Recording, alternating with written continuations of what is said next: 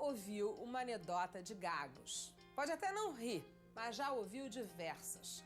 O gago bobeou, vira piada. Pois é, os gagos sofrem, mas tem aqueles que fazem do seu problema um verdadeiro trunfo, uma marca registrada. A gagueira fica conhecida, isso acaba virando um chamariz, um algo a mais, um charme. Quer dizer, tudo na vida é uma questão de aceitação. Existem dois tipos de gagueira: a do desenvolvimento persistente, PDS, que surge na infância, e a gagueira adquirida ou neurogênica. A gagueira do desenvolvimento persistente atinge cerca de 1% da população mundial. Inicialmente, ela ocorre em 5% das crianças, mas é recuperável em 80% dos casos. No Brasil, estima-se que 2 milhões de pessoas tenham algum tipo de disfluência na fala. A gagueira é mais comum no sexo masculino. Para cada 4 homens gagos, há apenas uma mulher com essa condição. Os distúrbios da fala podem ser restritivos em diversos aspectos, no trabalho, na vida social e até mesmo na vida amorosa. O que é melhor? Assumir a condição ou tentar driblar a disfluência da fala? Essa é uma das questões que o programa de hoje vai procurar responder.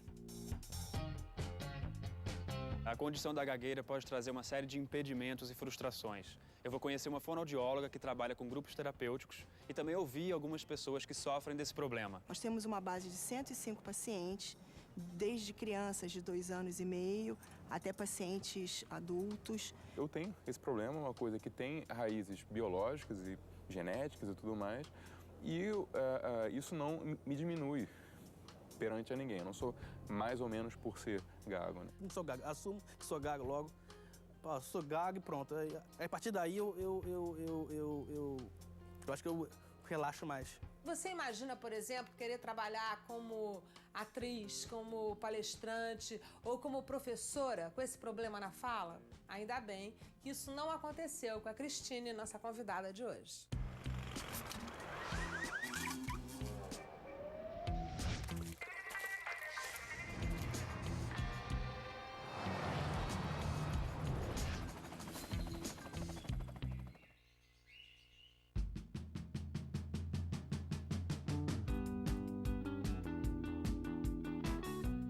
Cristine Pombo, 30 anos, moradora do Cosme Velho, no Rio de Janeiro, é psicóloga e terapeuta ayurvédica. Ela é gaga desde que se entende por gente. A Cristine mora literalmente no alto da ladeira. Nossa, que lugar lindo! Seja bem-vinda. Obrigada. Isso aqui parece Rio de Janeiro, gente. Olha só que loucura. Cristine, quando que você descobriu que você tinha algum problema de fala, assim, de gagueira? Quando você era pequena? Quando eu tinha uns 7 anos ficou mais, assim, forte, né? Mas eu falo que desde que eu me entendo por gente, que eu sou gaga. A minha mãe conta que eu, entre 7 e 8 anos, eu disse: mãe, eu sou gaga, eu preciso de uma ajuda. E aí eu fiz fono por 6 meses, foi muito legal. E eu lembro dessa época, assim, de ter uma super fluência, de estar muito bem. E aí o fono, que era um homem, ele me deu alta e aí eu fiquei muito pior, eu regredi, assim. Eu lembro com uns 9 anos, assim, não conseguia falar uma frase. A gente convidou 2 especialistas para falar sobre gagueira e para falar do seu caso também.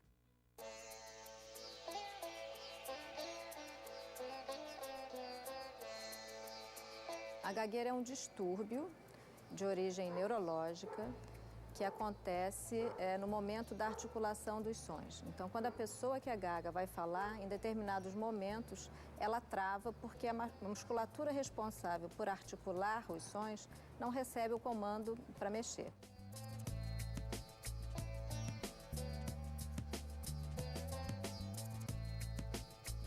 Gagueira é um tropeço na fala.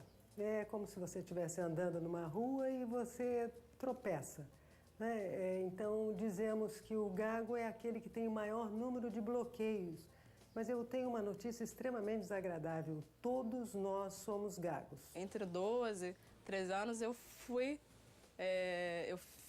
fiquei mais tímida, assim. Eu fui percebendo que, assim, que eu não era muito aceita, assim, me deu uma ideia de que eu, assim, nossa, eu sou diferente das outras pessoas, né, assim, né? E como é que eu faço, então? Como é que eu lido com isso? Então, me fechei um pouco. Mais um pouco pra frente, eu fiz fono, aí fiz fono em grupo, tinham outros gagos também. Mas eu fiquei um tempo sem, assim, nem sei explicar, assim. Acho que eu fiquei mesmo, assim, introvertida. A Leila Najib, além de ser especialista no assunto, ela coordena um grupo terapêutico direcionado para a gagueira. Leila, como é que é o seu trabalho, como ele funciona no grupo e quantos participantes existem? Na verdade, é um trabalho especializado em gagueira e etaquifemia. Nós temos uma base de 105 pacientes, desde crianças de 2 anos e meio até pacientes adultos. Então, funciona uma vez por semana e traçamos a linha terapêutica toda ali, para cada caso, além da orientação à paz e outras pessoas que convivem com a pessoa que gagueja. O que eu percebo é que o meu tipo ele não é muito de repetição, é mais eu travo em determinadas palavras que eu já antevejo que, digamos, eu não vou conseguir pronunciar. Daniel, você estava zoando o Gabriel falando que ele era um falso gago, né? Eu vi. Pois é. Mas por que você acha que a sua gagueira é diferente da dele? Não, porque ele tem mais facilidade de falar, entendeu? Aí a gente fica brincando que ele é falso gago, porque ele não gagueja pouco, gagueja muito pouco. Você tem a sua desde quando? Desde que eu nasci, eu acho. Assim. Desde que eu me entendo de gente, eu sou gago. O que é que mais te dificulta, assim? Que situação na vida para falar? É quando eu conheço alguém de primeira vez assim, eu sou mais tímido e fico mais gago, assim. Tipo eu, né? Você, pois é. Mas tipo aqui agora o programa.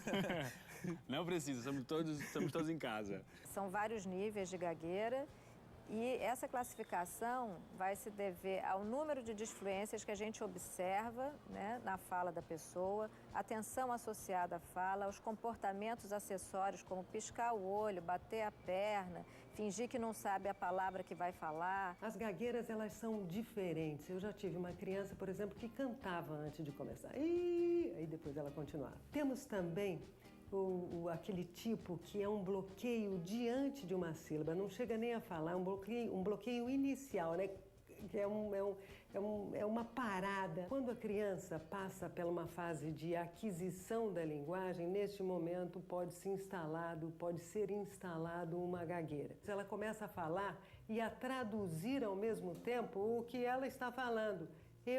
Puxa, sou eu, quero, no sentido de desejo. Ela começa a repetir uma série de vezes a mesma palavrinha ou determinada sílaba. Água, água, água, e é água, água, água. E esta repetição, muitas vezes sonora, quer dizer, muitas vezes verbal, faz com que a família se assuste, percebendo então uma gagueira que é puramente funcional. E então, nesse momento, alguém sacode ela e diz, fala direito. E nesse momento ela se assusta e aí se instala uma gagueira. A partir de 2005, que foi quando eu estava terminando a faculdade, que estava perto de apresentar minha monografia, que eu fui procurando grupos de gagos, assim, porque eu sempre tive muita sensação de que eu era a única gaga do mundo, assim, e principalmente mulher. Eu soube que existia um grupo de apoio em São Paulo e não existia ainda no Rio porque não tinha uma facilitadora e tudo.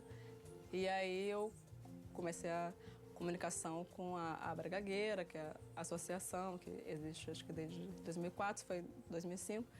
E aí perguntaram, você pode ser a facilitadora?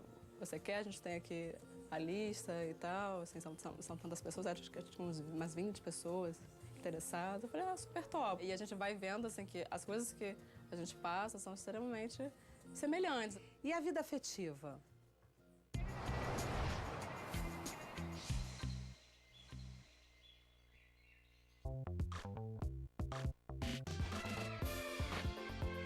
O Alternativa Saúde de hoje está falando sem dificuldade sobre gagueira. Cristine Pombo, psicóloga e terapeuta ayurvédica, é nosso personagem desse programa. E como é que tá a tua vida amorosa? Tá boa. E você teve dificuldade, assim, na adolescência, na tua fase adulta, de se aproximar dos se namorar, de ter uma relação afetiva com alguém? Não, nunca tive não, assim. Engraçado que pra isso eu não sou nada tímida. Até muitas vezes eu tinha iniciativa, assim. Né? E você faz exercício, tem uma alimentação legal? Sou lacto, vegetariana e eu faço várias atividades. Eu faço remo, eu corro, faço balé, faço yoga. Gente, remo, yoga, balé. Balé. E faço aula de canto, que é uma coisa também que é para me ajudar na expressão. Uhum. A gagueira continua cercada de mistérios para a ciência. Confira alguns mitos e verdades sobre o assunto. A gagueira é um hábito adquirido. De forma alguma, as pessoas não gaguejam porque querem ou porque imitam alguém. Ela é um distúrbio neurobiológico com predisposições genéticas. Um susto pode causar ou curar a gagueira. Na verdade, sustos não têm o poder de alterar o funcionamento do cérebro. Pessoas que gaguejam são menos inteligentes. Não há nenhuma relação entre a gagueira e inteligência. Ansiedade, insegurança, timidez e baixa autoestima causam gagueira. Não. Ao contrário, fatores psicológicos não causam gagueira, embora possam virar consequência dela. Eu tô com 30 anos, eu falo, esse ano é uma fala, assim, eu tenho tido essa fala, que eu tô na melhor fase da minha vida, assim, tudo, que legal. Né? Profissionalmente, afetivamente e até por conta também da fala. Assim. Eu acho que não é um dia ela gaguejava e no outro ela parou de gaguejar. Eu acho que é um processo de se conhecer. Então, a partir do momento que ela passou a amadurecer e tratar isso com naturalidade, ela passou a controlar. Eu acho que ela leva muito na boa, assim, muito na boa. Ela não tem nenhuma trava, não se torna importante. Eu acho que essa que é a grande questão. Os pais e professores podem atuar ajudando nesse diálogo com esse distúrbio? Primeiro, entendendo, procurando pela internet ou conosco na universidade. Nós temos 2 ONGs que trabalham com gagueira, que é a Abra Gagueira e o Instituto Brasileiro de Fluência. Tem cartilha para professores já para eles buscarem ali online. Os pais não corrigindo, não assustando as crianças, por exemplo, não tratando, óbvio, como qualquer outra criança, mas explicando onde vai quando vai a um lugar novo, não complementando a palavra, não tendo pena da gagueira ou não castigando por causa da gagueira. Hoje eu lido já com isso melhor, mas durante muito tempo eu encarei a gagueira como uma coisa vergonhosa para mim, algo que eu não queria realmente demonstrar para ninguém, por ser uma espécie de uma fraqueza minha, digamos. E claro, por medo de zombarias, né? De alguém rir de você, de alguém estranhar, de te olhar estranho, o que está acontecendo com ele? Eu acho que o que foi mais efetivo para minha melhora, digamos, e para eu continuar, foi eu reconhecer, não, quer dizer, eu tenho esse problema, uma coisa que tem raízes biológicas e genéticas e tudo mais, e isso não me diminui perante a ninguém. Eu não sou mais ou menos por ser gago. Eu, de um tempo para cá, eu tô tentando mais, logo, não sou gago, assumo que sou gago logo, sou gago e pronto. Aí, a partir daí eu acho que eu relaxo mais. Olha como você falou bem agora. Pois é, então. Quando você falou que se assumiu, você falou fluente. Eu acho que tem esse problema aqui, muitos gagos não querem assumir, ou tem medo de, não assumir que é gago, mas assim, de falar que é gago. É só uma reeducação das pessoas com isso, que é uma dificuldade como qualquer outra, né? Tem que ter paciência, entendeu? Porque cada um tem seu problema. Eu sou gago, outro tem outro problema que é aparente ou não. Na Grécia Antiga, a aspereza ou secura da língua era considerada a causa da gagueira. Nos tempos bíblicos, surge o primeiro gago famoso da história, o profeta Moisés, aquele que liderou a marcha dos hebreus pelo Mar Vermelho. Ele era descrito como um homem de fala lenta e pesada, mas nada disso o impediu de ter milhares de seguidores. Por volta do século XIX, os médicos atribuíam a gagueira a um defeito no aparelho fonador. Por isso, mutilações eram frequentes na tentativa de consertar a fluência de um gago. Outras opções de tratamento eram pesos amarrados à língua e a colocação de próteses na boca. Que conselho que você daria a uma pessoa que esteja vendo o programa e que esteja percebendo esse problema nela? Por onde começar? A primeira coisa é procurar um fonoaudiólogo especializado em gagueira, que é uma coisa que a gente às vezes erra, né? Eu mesma fiz isso. Então tem profissionais aqui no Rio, né, especializados. Vamos procurar um profissional especializado. E essa coisa dos grupos também te ajudou? Principalmente, eu acho que foi o que mais me ajudou. Olha, eu sei que a sua agenda é super apertada, mas os especialistas que vão participar do programa vão te propor alguma coisa para fazer. Você topa? Topo, com certeza. Espero colaborar com esse sistema multidisciplinar que está fazendo você ficar cada vez melhor.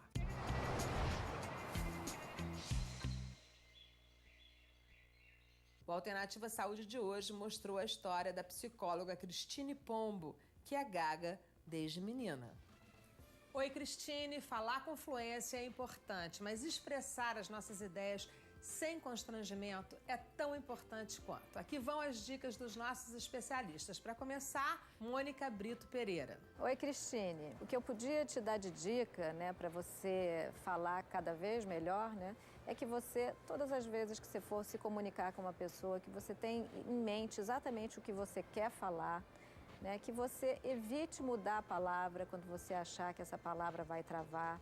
A melhor opção é você fazer uma pausa silenciosa e não ficar preocupado se o outro está ansioso que você não está falando naquele momento. É importante que você monitore a sua fala quando você estiver falando e que você tente também resistir à pressão na comunicação. Ou seja, se uma pessoa fala rápido com você e te pergunta uma coisa rápido, com pressa, evita responder rapidamente, porque aí você vai ter a tendência de falhar, né? Por outro lado, se você, na hora que a pessoa te perguntar alguma coisa, você contar mentalmente até 2, até você iniciar a sua resposta, você vai ter muitas mais chances de ser fluente. Agora, a fonoaudióloga Rose Gonçalves vai dar a sua visão. Cristine, prazer. Eu conheci um pouco do seu caso e acho que você é uma vencedora, não é? Porque você faz tudo que é bacana fazer para uma pessoa ter uma boa comunicação.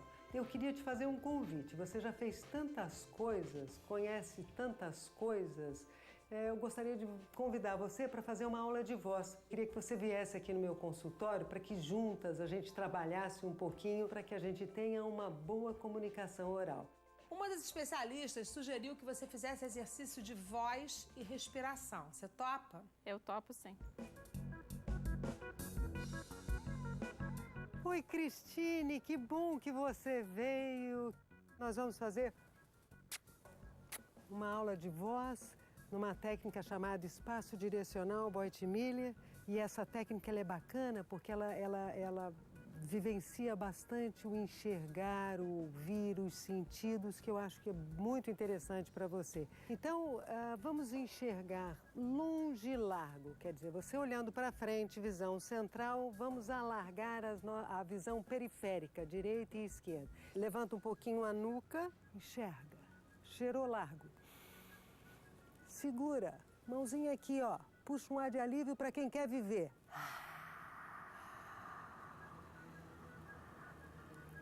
Engole dando um passinho para trás. Muito bom.